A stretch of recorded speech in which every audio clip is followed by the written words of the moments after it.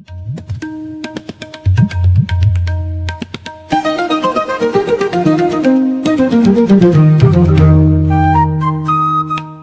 साथियों, depth astro के एक और नए सेगमेंट में आप सभी का स्वागत है।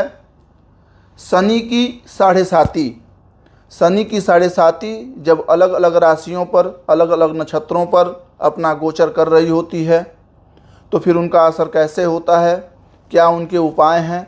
साथ ही साथ जिनकी जन्म कुंडली नहीं है, जिनको यह नहीं पता है कि उनकी राशि क्या है, तो वह अपने नाम के जो पहला अक्षर है, जो उनके पुकार के नाम का, जिस नाम से वो जाने जाते हैं, उनका जो पहला अक्षर है, उससे वह कैसे जाने कि मेरी राशि अथवा मेरा नक्षत्र क्या है। और शनि की यदि साढ़े साती हमारे ऊपर आती है, गोचर करती है, तो फिर उसका असर कैसे होगा, क्या उनके उपाय हैं, ये सारी चीज़ों को हम लोग आज शनि की साढ़े साती के 12वें अंक में, 12वें भाग में ये समझने की कोशिश करेंगे। आज पुनः सिंह की ही राशि है और उसका एक अगला नक्षत्र है पूर्वा फाल्गुनी। और पूर्वा फाल्गुनी के जो 4 चरण होते हैं, उसके 3 चरण हमेशा सिंह राशि में आते हैं और जो चौथा चरण है, आखिरी चरण, वह कन्या राशि में आ जाता है। तो पूर्वा फाल्गुनी में जो जन्माक्षर आएंगे वो मो, टा, टी, और टू जो है इसके बाद का अक्षर वह चला जाएगा अगले कन्या राशि में। तो इस भाग में भी और अगले कन्या के भी भाग में हम दोनों की जो संधि हो रही है उसको समझने की कोशिश करेंगे। आज समझते हैं पूर्वा फाल्गुनी। तो देखिए क्या है कि जब शनि की साढ़े साती, जैसा कि मैं पहले भी ये बता चुका हूँ, सिंह राशि के स्वामी देवता सूर्य हैं और सूर्य से शनि की हमेशा एक तरीके से 36 का आंकड़ा बना रहता है। कारण वही है कि सूर्य जहाँ बड़े प्रभावशाली, बड़े गर्म ग्रह हैं, वहीं शनि बहुत ठंडा ग्रह है। और शनि सूर्य से इतना दूर है कि उसको 30 साल, पृथ्वी के 30 साल लग जाते हैं पूरा एक चक्कर लगाने में शनि का, सूर्य का। तो इसलिए एक तरीके से द्वंद्वात्मक स्थिति इन दोनों के बीच में बनी रहती है। तो जब भी शनि की गोचर जो है वह सूर्य के राशि में हो रहा हो, सिंह राशि में हो रहा हो, क्योंकि सूर्य सिर्फ एक ही राशि के स्वामी हैं, सिंह के। तो जब अभी सिंह में उनका गोचर हो रहा होता है तो वह कर्क में, उसके सिंह से एक पहले ही जब वो आएंगे तब से वह अपने फलों को देना शुरू कर देंगे, काफ़ी दुष्कर फल।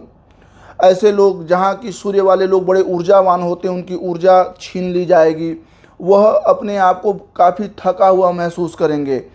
और होता भी उनके साथ ऐसा है, उनको अपमान की स्थिति बहुत ज़्यादा होती है। जो भी सिंह राशि के लोग हैं, जब शनि की साढ़े साती आती है तो उनको अपमान मिलता है और विशेष करके स्त्रियों के द्वारा अपमान मिलता है।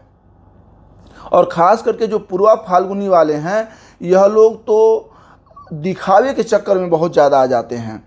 यह दिखावे के चक्कर में यदि इनके पास 1 रुपये हो तो यह दिखावा ऐसा करेंगे जैसे इनके पास 10 रुपये हों, और वो 10 रुपये जैसी अपनी व्यवस्था बनाते हैं, और यही इनकी परेशानी का मुख्य कारण बन जाता है। और जब यही शनि की साढ़े साती आ जाती है तो फिर यह अपमानित भी करा देती है। क्यों? क्योंकि यह क्रोधी स्वभाव के लोग होते हैं। अब राशि की संधि के विषय में भी, जैसा कि मैंने कहा कि मैं उसकी भी बात करूंगा, कि ये आखिरी चरण चल रहा है। अब जो पूर्वा फाल्गुनी के 4 चरण हैं तो उसमें से 3 ही चरण सिर्फ सिंह में आएंगे, चौथा कन्या में चला जाएगा। इसीलिए इस विशेष नक्षत्र को संधि नक्षत्र भी कहते हैं, क्योंकि यह सिंह और कन्या दोनों को जोड़ता है। एक बात देखा जाए, जो इनका टैलेंट है, यह 2 विपरीत लोगों को आपस में जोड़ देने का काम करते हैं। जितने भी पूर्वा फाल्गुनी में जन्म लेने वाले जातक हैं, वह 2 विपरीत लोगों को, 2 शत्रुओं को आपस में मित्र बना देते हैं, क्योंकि ये संधि राशि है। लेकिन वहीं इनके अंदर वो एक कमी ये होती है कि ये अपना विरोध सुन नहीं पाते, सहन नहीं कर पाते। हमेशा झगड़ा करने की प्रवृत्ति इनके अंदर सिर्फ विरोधों को लेकर के बनी रहती है, जिसके कारण से यह हर जगह अपमानित भी होते हैं। तो जब भी शनि की साढ़े साती आती है तो शनि की साढ़े साती में इनके साथ यह क्रम बहुत ज़्यादा बन जाएगा। और एक और विशेष चीज़ मैं आपको बता दूं कि शनि के साढ़े साती में रीढ़ की हड्डी का दर्द, शुगर या फिर दिल से, आपके हृदय से जुड़ा हुआ कोई भी प्रॉब्लम आपको ज़रूर देखने को मिलेगा। डायबिटीज हो या फिर हार्ट की ब्लॉकेज हो, ऐसे लोग शनि की राशि में निश्चय ही सावधान रहें। अपने स्वास्थ्य को लेकर के नित्य प्रति व्यायाम करते रहें, क्योंकि जब भी शनि की 7.5 आएगी तो जो मोटा टी इससे जो जुड़े हुए लोग हैं और कुछ कुछ तो टू नामाक्षर से जुड़े हुए जो लोग हैं, जो कि कन्या की संधि में आ रहे हैं, कन्या राशि में आ रहे हैं, वह लोग भी, उनके ऊपर भी इनका असर इसी तरीके से पड़ता है कि जब शनि की 7.5 आती है तो रीढ़ की हड्डी में दर्द, जो आपका स्पाइन है उसमें प्रॉब्लम क्रिएट हो जाएगी। साथ ही साथ उनको डायबिटीज़ होने का खतरा बहुत ज़्यादा रहेगा, या डायबिटीज़ में कोई अप्रिय घटना घटने की स्थिति रहेगी। हृदय से संबंधित रोग, ब्लॉकेज हो गए, कार्डियो हो गया, इत्यादि चीज़ें ऐसी इन लोगों के अंदर निश्चय ही देखने को मिलेगी।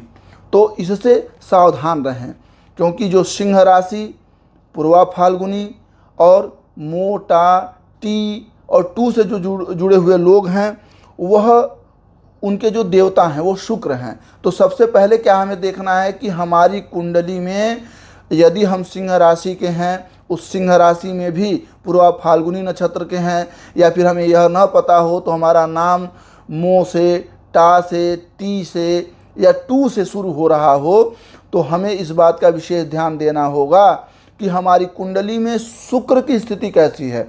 यदि शुक्र बहुत बेहतर स्थिति में है, शुक्र ब्राह्मण ग्रह है और शुक्र की ताकत बहुत अच्छी है उस कुंडली में, तो शनि की 7.5 में ऐसे व्यक्ति सरवाइव कर जाएंगे, लेकिन फिर भी डायबिटीज़ का खतरा उनको बना रहेगा।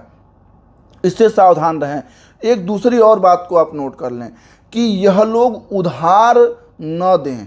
यदि उधार ऐसे लोग देते हैं तो उसके मिलने की संभावना एकदम न के बराबर होती है, और वह यदि किसी तरीके से उस उधार को प्राप्त करने की कोशिश करेंगे तो उनमें उनके अपने व्यवहारिक संबंध निश्चय रूप से खराब हो जाएंगे, चाहे जितना भी करीबी व्यवहार क्यों ना हो।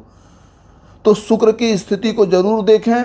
यदि आपको सिंह राशि से आप जुड़े हुए हैं, पूर्वा फाल्गुनी से जुड़े हुए हैं, तो जब भी 7.5 आएगी तो आप शुक्र की विशेष करके पूजा करें। शुक्र ग्रह से जुड़े हुए दान पुण्य इत्यादि करते रहें, शुक्र के मंत्रों का जप करते रहें। साथ ही साथ जो सूर्य के एक नाम है भग की भी पूजा आप निश्चित तौर से करें। सूर्य जो आदित्य हैं उनकी 12 नाम हैं, तो उनमें जो भग देवता हैं उनकी पूजा आप करें।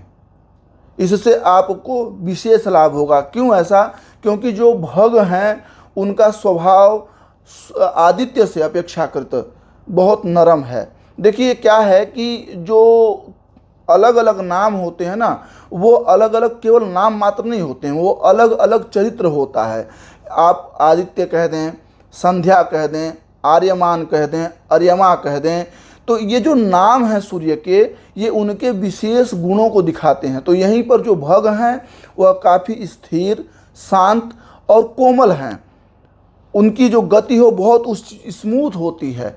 इसीलिए जब भी शनि की 7.5 आए और ऐसे लोग यदि भग की पूजा कर रहे हों तो शनि की 7.5 का उनके ऊपर असर बहुत कम होता है, बल्कि न के बराबर होता है। तो आई होप कि आप लोगों को ये विषय समझ में आया होगा।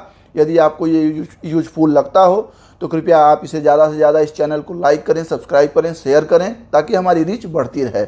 धन्यवाद।